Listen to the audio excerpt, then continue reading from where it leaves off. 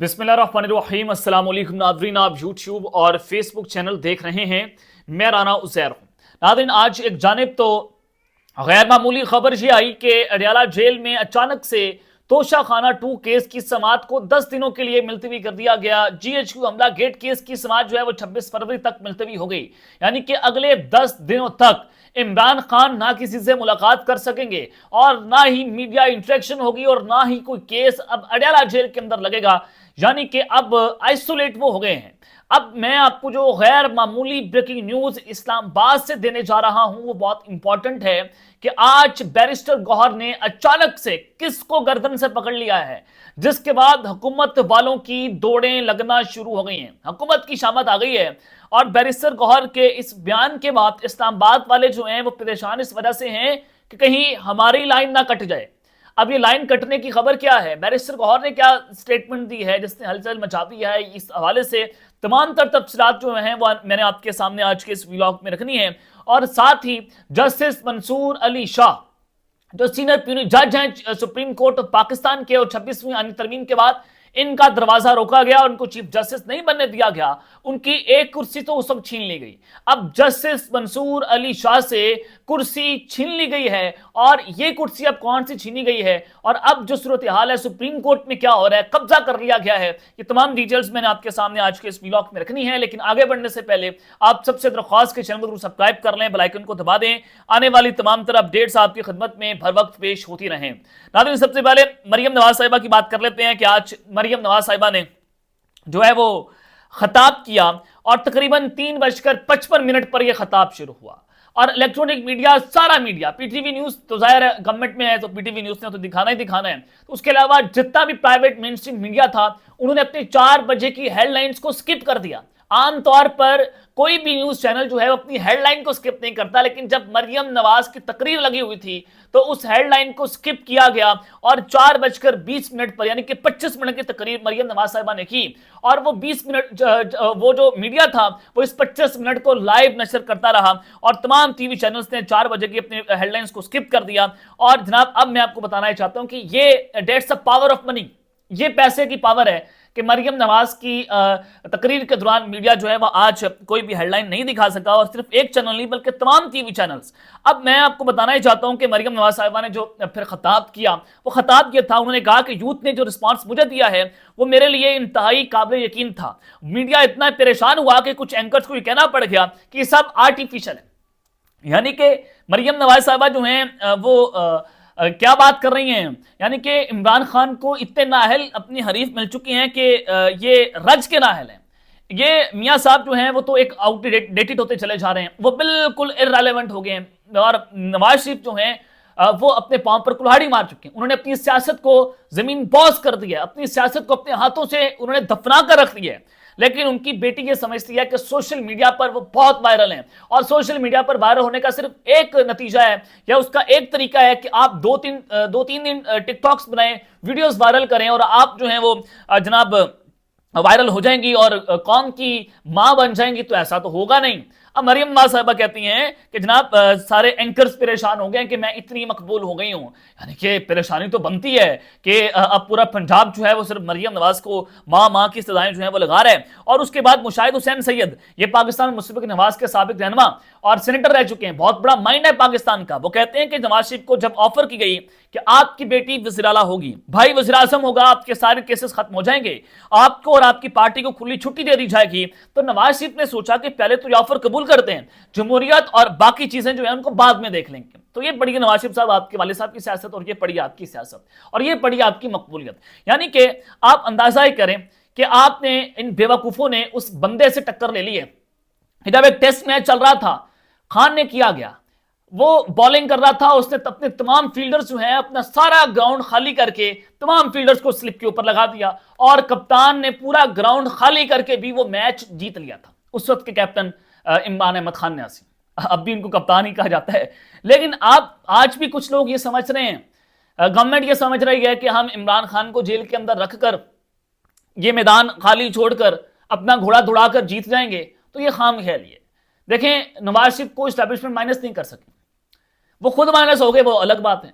तो ऐसा होगा नहीं, यानी कि मामलात जो है मुज़ाकरात की जानिब जाएंगे और जाने चाहिए। इस मुल्क की खातिर मुज़ाकरात को आगे बढ़ना चाहिए, इसमें जनाब कोई दो राय जो है वो नहीं है। अब आ जाए जनाब चीफ जस्टिस के हवाले से जो खबर है कि चीफ जस्टिस याहिया अफरीदी साहब वही कर रहे हैं जो करवाना उनसे चाहते हैं, और याहिया अफरीदी साहब जो हैं वो चीफ जस्टिस बन गए और उनके पास वो इख्तियारात तो नहीं है। पाकिस्तान की तारीख के सबसे, आप ऐसे कह लें कि बे इख्तियार चीफ जस्टिस हैं, क्योंकि आईनी बेंच जो है उनके पास बहुत तगड़े इख्तियारात मौजूद हैं।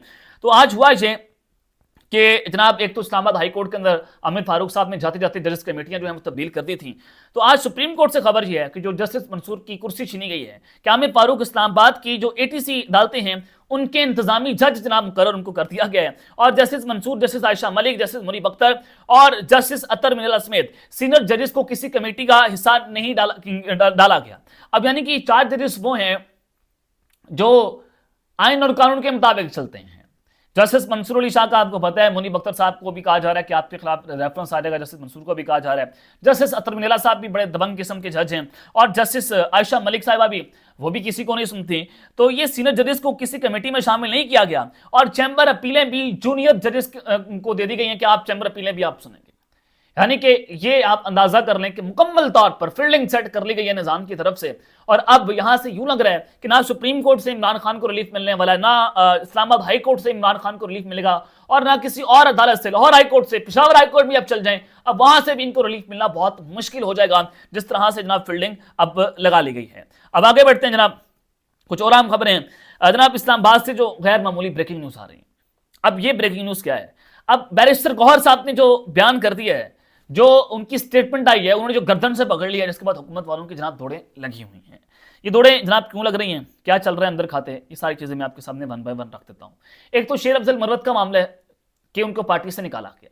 अब पार्टी से जब उनको निकाला गया तो अब धमकियां दे रहे हैं, वो कह रहे हैं कि जनाब मैं पार्टी के अंदरूनी मामला जो है वो बाहर आकर लीक कर दूंगा। तो उन्होंने आज अदालत के बाहर मीडिया से गुफ्तगू की और कहा कि जिस तरह मुझे पार्टी से निकाला गया, अब किसी का मुस्तकबिल महफूज नहीं है। पार्टी से किसी को निकालने के लिए जवाब तो होना चाहिए। जैन कुरैशी को ना निकालकर मेरे साथ इम्तियाजी सलूक बरता गया। मैं तो 4 रोज से नारा लगा रहा हूं कि मुझे पार्टी से निकालने की वजह तो बता दें, लेकिन मुझे वजह जो है वो नहीं बताई जा रही।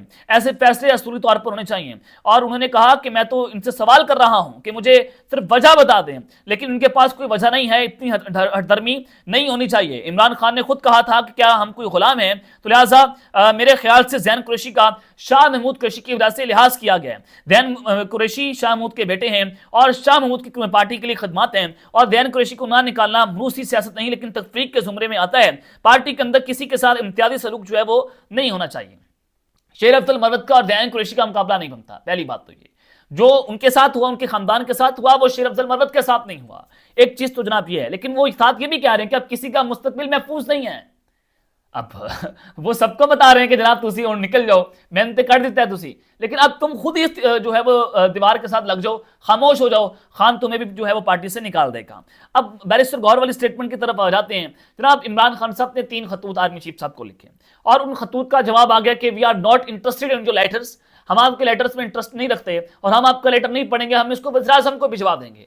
अब उस हवाले से बैरिस्टर गौहर साहब ने आज मीडिया से जनाब गुफ्तगू की। उन्होंने कहा कि इमरान खान ने खतूत जिनको मुखातिब किया है, उम्मीद है कि वो इक़दाम उठाएंगे और हालात को नॉर्मल करेंगे। अब ये उम्मीद है, नंबर 1 से आपको उम्मीद लग रही है।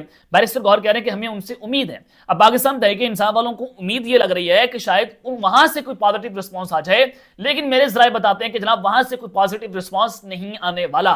पीटीआई के लिए और इमरान खान के लिए ये वाज़ेह तौर पर एक कमात है कि जनाब इनके लिए पॉलिटिकल स्पेस नहीं है। लेकिन साथ ही उन्होंने ये पॉजिटिव बात की, उन्होंने कहा कि इमरान खान को पाक फौज की कुर्बानियों का इतराफ है, लेकिन फौज और अवाम में खलीज नहीं होनी चाहिए। इमरान खान ने आर्मी चीफ के नाम खत लिखकर इश्यूज को एड्रेस किया। उम्मीद है कि वो खत पढ़कर इक़दाम करेंगे और मुल्क की हालात को नॉर्मल करने की कोशिश में अपना किरदार अदा करेंगे।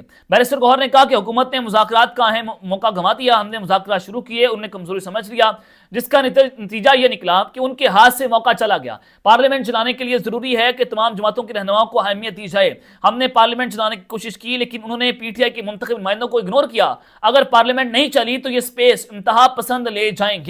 ये जनाब उनकी जानिब से जो है वो स्टेटमेंट दी गई है। और साथ ही शाहिद खान अब्बासी साहब जो हैं वो भी मुझे लग रहा है कि पाकिस्तान मुस्लिम लीग नवाज में वापस आने की तैयारियां कर रहे हैं। उनकी जानिब से आज ये कहा गया कि आर्मी चीफ को खत लिखने का मकसद क्या है, अगर आपने खत लिखना है तो पाकिस्तान की आवाम को लिखें। अब वो इमरान खान को कह रहे हैं आपकी जमात के रहनुमा पार्लियामान में बैठे हैं, वो वहां बात क्यों नहीं करते, सिर्फ नवाज शरीफ की मुझ पर बात करने का हक है, वो बात करेंगे मैं कबूल करूंगा। वो कह रहे हैं कि नवाज शरीफ ने मुझे बुलाया तो मैं उनकी बात को कबूल कर लूंगा। साथ ही उन्होंने पाकिस्तान तहरीक इंसाफ को भी रगड़ा लगाया कि आप आर्मी चीफ को खत क्यों लिख रहे हैं, जहां मुल्क का मफाद आता है वहां अपने आप को आप मफाद को पीछा करना होगा आपको, अब आपको अवाम के खत लिखना होगा। उन्होंने कहा कि नून लीग ने मुझे बहुत कुछ दिया और मैंने भी जमात को हमेशा इज्जत दी, मेरा नवाज शरीफ के साथ जाती ताल्लुक है, सिर्फ नवाज शरीफ को मुझ पर बात करने का हक है। नून लीग ने मौजूदा सियासत का जो रास्ता अपनाया है मैं उससे इत्तेफाक नहीं करता, मैं वोट को इज्जतों के नारे के साथ था। नवाज शरीफ का मेरे साथ 35 साल का ताल्लुक था और मैंने हमेशा उनकी इज्जत की है, वो मेरे लिए इंतहाई काबिल एहतराम है। तो लिहाजा उन्होंने कहा कि आज सियासत एक गाली और धब्बा बन गई है, इसको खत्म होना चाहिए। अब शाहिद खान अब्बासी साहब जो हैं वो भी नून लीग में शायद वापस जाने की जनाब तैयारियां करना शुरू हो गए हैं। तो ये तफसीलात मैंने आपके सामने रखनी है। अब तक के लिए इतना ही, अपना ख्याल रखिएगा और इस रंगा पर लाजमी हल के बाद पाकिस्तान जिंदाबाद।